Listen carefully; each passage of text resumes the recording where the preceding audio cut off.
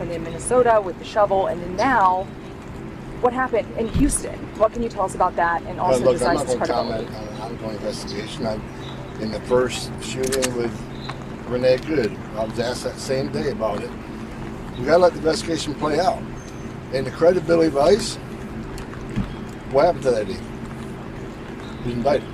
So if our agents violate policy, they violate the law, if we find that out through the investigation, the U.S. attorney there took quick action, and they'll be dealt with. And then we're going to hold our officers to high standard.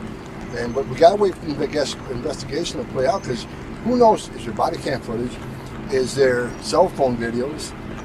Like what happened in Minnesota, there was actually a city camera capture something. So let the investigation play out.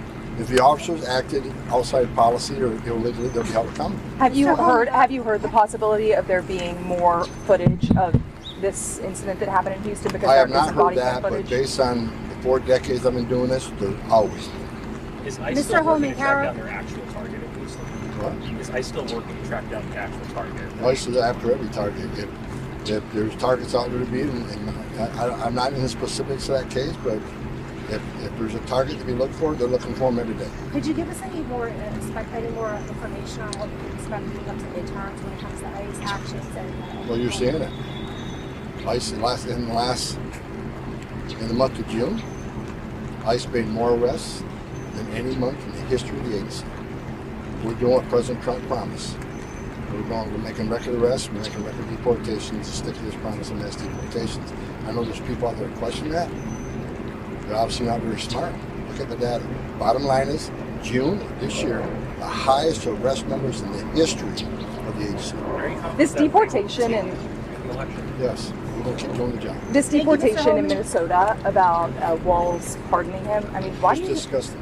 why do you think that Walls did that? Who pardons a child sex rapist? Who does that?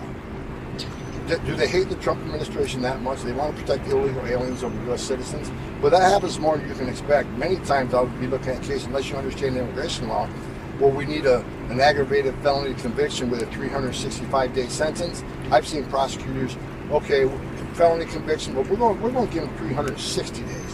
Why do they do that? To make it hard for us to deport. So, this is why President Trump's in the Oval Office. The American people are sick and tired of it. President Trump making this country safe again. And it starts with illegal aliens that are here illegally that commit crimes. So that case, like Governor Walsh did, thank God Marco Rubio has stepped up, Top Lance is stepping up.